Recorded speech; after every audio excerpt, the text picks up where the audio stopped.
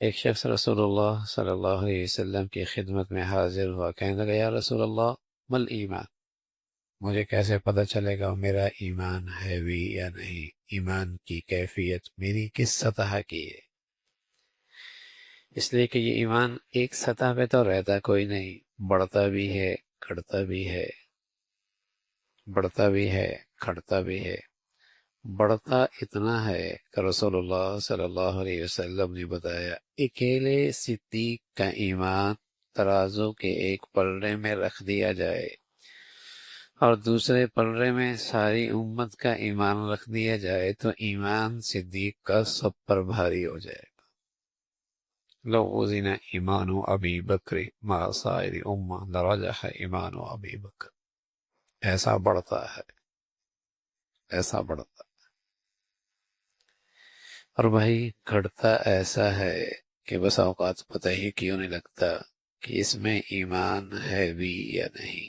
دونوں کی زندگیاں جن کی اندر کفر کا اندھیرا ہے اور جس میں یہ ایمان کا ہلکا سا نور ہے، دونوں کے ظاہری زندگی میں کہیں کسی طرح بھی فرق نظر نہیں آتا، اتنا بھی گھٹتا ہے، فرق ہی مٹ جاتا ہے۔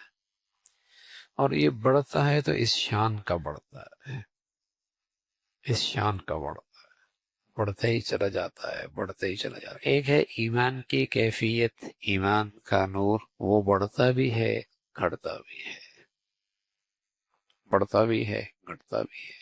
دیکھو نا، وہی تو ایمان ہے کہ اللہ کے حکم پورا کیے بغیر چین نہیں آتا، اور اتنی سطح کمزور ہوئے کہ اللہ کے حکم کی طرف قدم اٹھتے ہی نہیں، اللہ کے حکم کے بغیر چین نہیں آتا۔ اور وہ بھی ہے کہ اللہ کے حکم کے لیے قدم اٹھتے ہی نہیں۔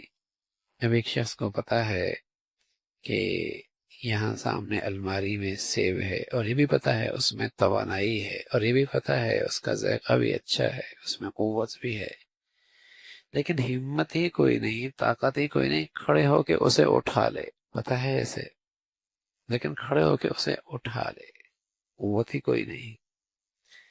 پتہ ہے نماز ہے، پتہ ہے زکوٰۃ ہے، پتہ ہے غیبت حرام ہے، پتہ ہے جھوٹ حرام ہے، لیکن وہ ایمانی طاقت ہی کوئی نہیں کہ اللہ کے حکموں پہ یاس ہے۔ پتہ ہے اسے، وہ قوت کوئی نہیں، وہ طاقت کوئی نہیں۔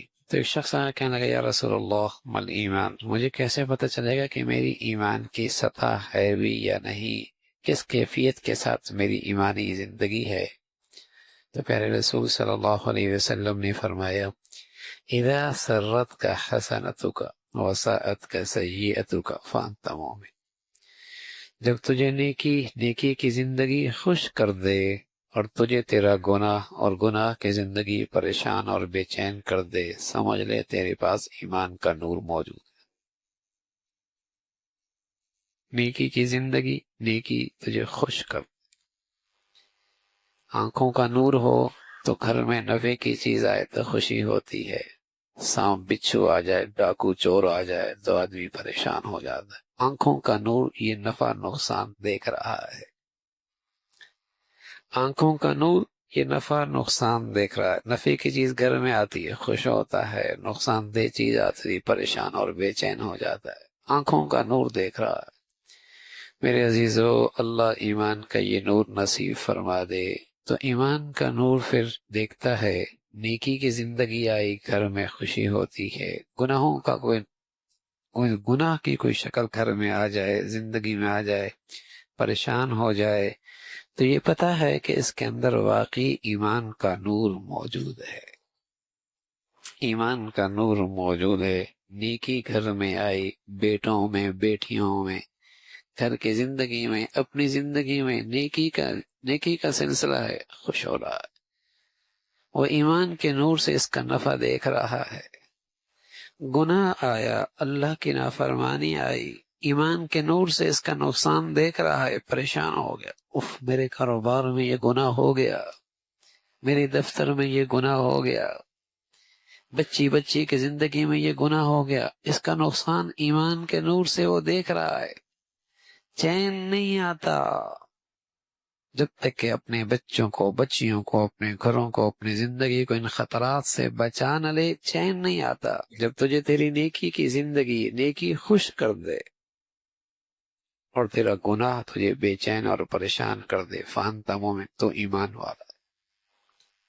اس پیمانے پہ اپنا ایمان دیکھتے رہا کرو، اس معیار پہ اپنا ایمان دیکھتے رہا کرو، تو ایمان بڑھتا بھی ہے، گڑھتا بھی ہے۔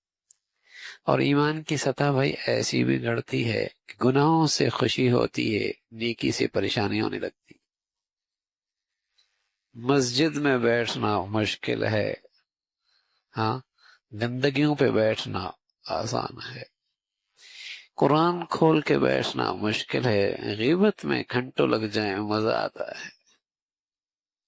ایمان کی سطح ایسی بھی گئی گزری ہوتی ہے کہ گناہوں میں لذت آنے لگتی ہے اور نیکی کی زندگی سے ایک وحشت سی، بے چینی سی ہونے لگتی ہے۔